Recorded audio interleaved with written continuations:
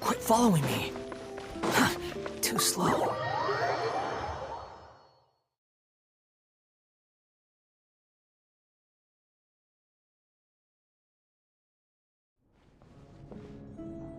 Oh, you're here!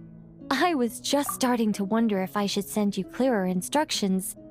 But then I thought, if I make my hints too obvious, it might get in the way of your travel plans. And then, just as I was pacing back and forth, agonizing over what I was going to do, you turned up here anyway. So, it looks like everything worked out fine. Hey, Nicole! You're so full of energy today! And words! You're so full of words! I'll take that as a compliment.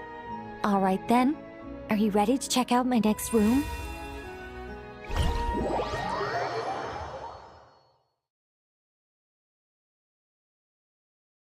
Is this Nicole's studio? Why is it just a bunch of empty frames on white walls? Let's take a closer look.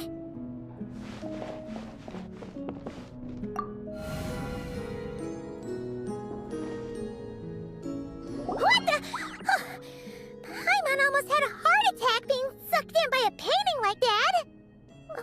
Wait a sec. This place looks familiar. Oh, it's the table where the mages hold their tea parties. It all started the first time Alice invited me for tea. On that day, I didn't attend in person, mostly because back then, I still hadn't decided whether I really wanted to join the Hexencircle or not. Alice was the only one there who knew my true identity. She warned me not to say a word or let anyone else discover who I was. I was only supposed to observe. And then what happened? Well, then I concluded that she was punishing me for my hesitation to join. Everyone was talking about such interesting things. How could I not chime in?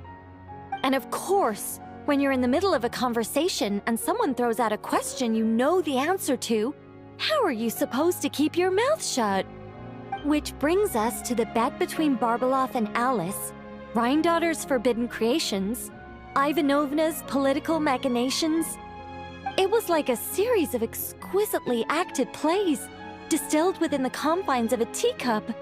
Their words alone were enough to ignite my instinct to lay the truth bare before them. So, you piped up inside their heads? Of course not. Even though I felt like my head was going to explode, I still made sure to hold it all in. I'm a responsible angel, after all, and I'm well aware of the difference between what I want to say and what I'm allowed to say. So, I had a private little word with Alice inside her head, just me and her, and I agreed to join the Hexencircle, right there and then. She was quite happy about my decision, but as for the talking inside her head, well, she claims that over the next few days, she had such a headache that she had to visit a doctor in Liyue to get some relief. But she can hardly blame me for that.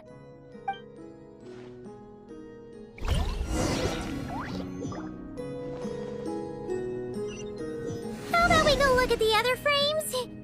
Paimon's starting to feel like she needs some relief, too.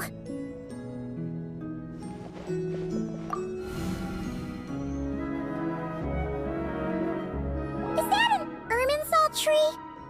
Oh, this painting here? You're clearly no strangers to the white trees. But did you know that the first angel's betrayal happened beneath one of their very boughs? Huh. Paimon's curious now. Well then, I guess it's finally time for me to tell you a tale of romance and horror. Let me just think how best to protect the identity of those involved. All right, got it. A long, long time ago, there was once a traveler who wandered among the stars. They were nothing like you, but that's not important right now. One day, he traveled to a silver tree to visit the princess of the morning star. Before long, he started asking her about her kingdom's most forbidden secrets. His words puzzled the princess.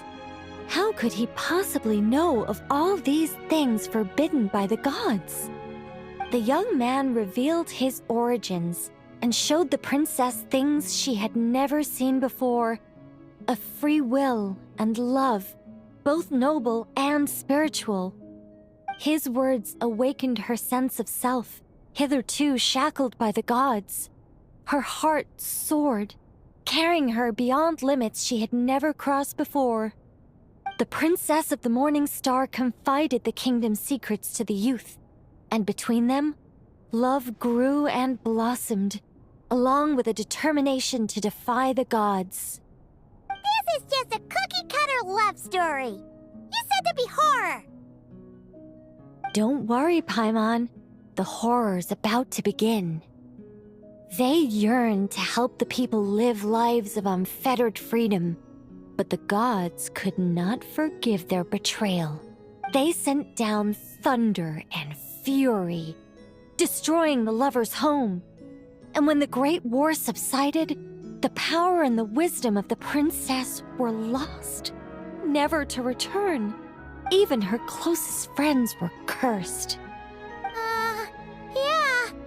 That ending was pretty scary after all. But didn't you say you were going to tell us about the first angel? And you're not saying this story's actually true, are you? It sure is. And that's the scariest part.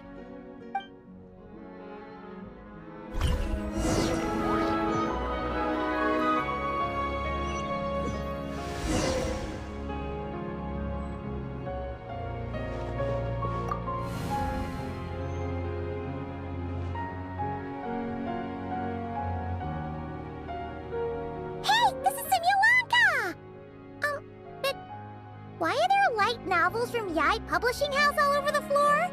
Well, on the subject of my literary enlightenment, my greatest inspiration of all is none other than Lady Anya herself.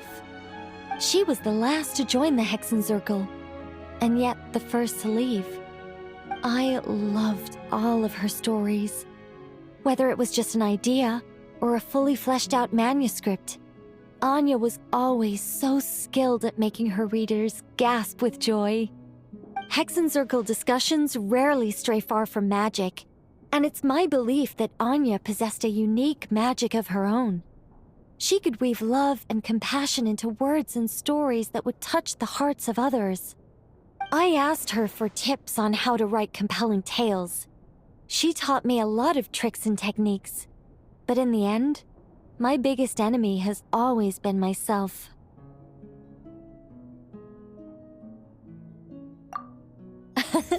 That's one way of putting it.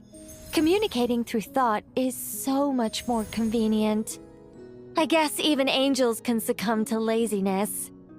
However, recently I've resolved to make an effort, even if it's just to spare myself reproaches from a certain old Seelie friend of mine. Ooh! Does that mean we're finally gonna get to read something you've written? Who said anything about writing? I'm talking about buying popular works from the last few centuries to flip through in my spare time.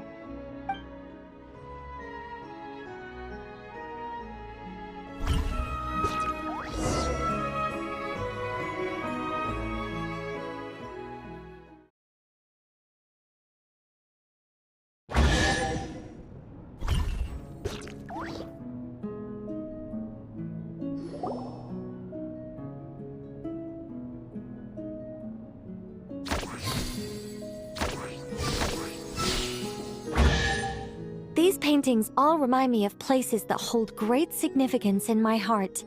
And now, the studio has been fully restored. All right, go ahead and claim our reward. What? Don't look at me like that. Of course this reward is ours. You're not going to leave this chest unopened, are you? I can't let you leave if you do. Besides, after telling you so many stories, don't I deserve a reward of my own?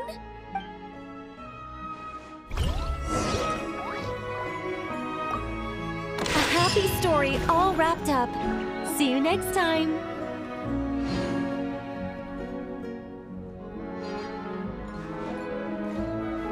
Come to think of it, this Mage's Lodge holds a special significance for me, too.